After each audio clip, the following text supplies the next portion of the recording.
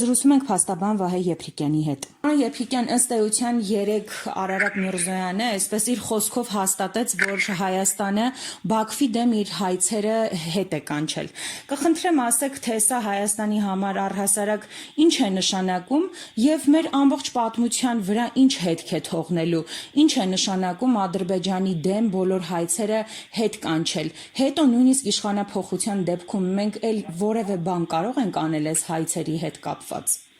Սա իրավաբարոյական պարտությունը, ըստ էության, այնքանով որ նույն Արարատ Միրզոյանը եւ նույն իշխանությունը, որին ներկայացնում Արարատ Միրզոյանը, նույն Հռոմի ստատուտը երբ որ ընդունում էին, այդ մարդիկ փրփուրները բերանները միաբերան աղաղակում էին, որ սա հերթական, չգիտեմ, լծակն է, հերթական խթանն է, որպեսզի մեր բողոքները եվրոպական դատարաններում լծված լինեն, միջազգային ատյաններում լծված լինեն։ Մայրան կգում են Ադրբեջանի տակ, դա այսա ծախել են մեր հասարակության վրա որպես ինչ-որ փողզիչում, բայց ինչ փողզիչման մասին է խոսքը։ Վերջապես մենք պետք է հաշվի առնենք, որ եթե Արարատ Միրզոյանը մեզ այդ գաղափարը ծախի հետևյալի տակ, Ադրբեջանը իր պահանջներից հրաժարվում, մենք էլ Ադրբեջանի, կարևորագույն հանգամանքը այն է, որ Ադրբեջանի պահանջները ստին են, փուչ են։ Ադրբեջանը այդ պահանջները, այդ միջազգային հայցերը հենց ներկայացրել է այն իմաստով, այն նպատակով, որ ինչ որ ժամանակ հայերի ներկայացրած, հայկական կողմի ներկայացրած հայցերի, բողոքների հետ կապված որոշակի կոնսենսուս ապահովի, ավելի շուտ կոնսենսուսի պատրանք ապահովի,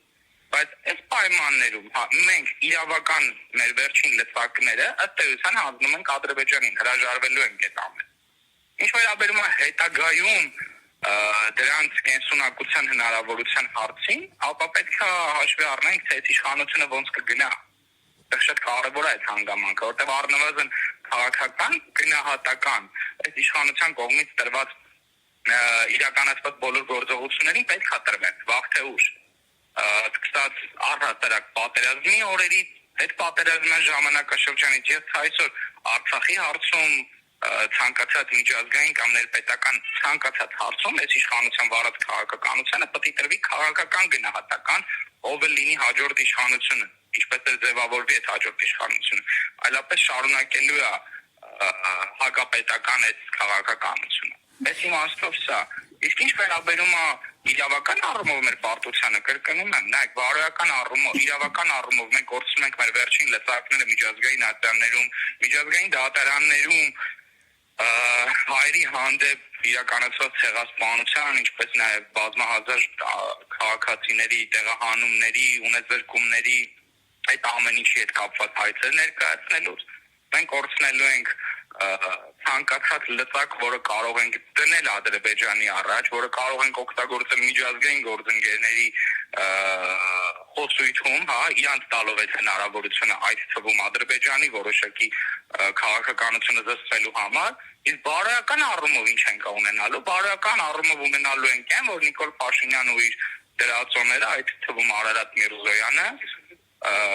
անպագորգոր կերպով գոչելու են հայ խաղաղություն,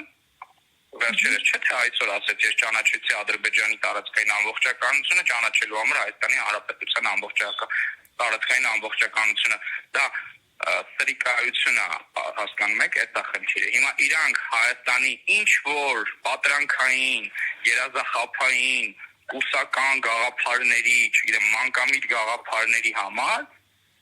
առաջ են բերել այսօրակարգը, վաղն ասել են սահմանադրությունը փոխում ենք, որ Հայաստանի Հանրապետության տարածքային ամբողջականությունը կամ այդ թվացial ինքնիշխանությունը, որ պահում են ժողովրդի վրա,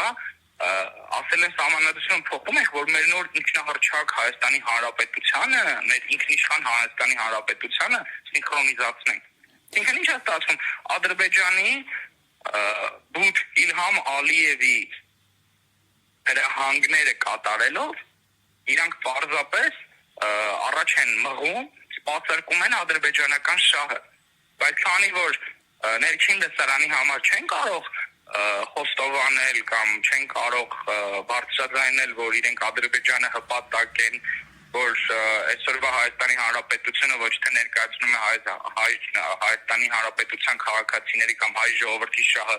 այլ դե յուրե Ադրբեջանի հյուպատոսությունն է Երևանում, այս մարդիկ ամեն ինչից խուսանավելու համար սա ներկայացնում են իբրև թե խաղաղության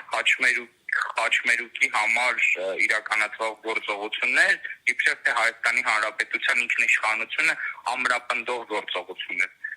Դա սրիկայություն է, սա բարոյական առումով հայոց պահանջատիրությունից եւս մեկ նահանջ է, եւ զարմանալի չէ, քանի որ այս մարդիկ հայդատից են նահանջ կատարել։ Իսկ իրավական առումով արդեն ասացի, իրավական առումով մենք ունենալու ենք մի իրավիճակ, երբ որ միջազգային ատյաններում, միջազգային գործընկերների համար ունենալիք այն խոսքը, ունենալիք այն հաղթաթղթերը, որոնք մենք այդ հայցերի իմաստով աստորեն ունենք, մենք հրաժարվում ենք դրանից։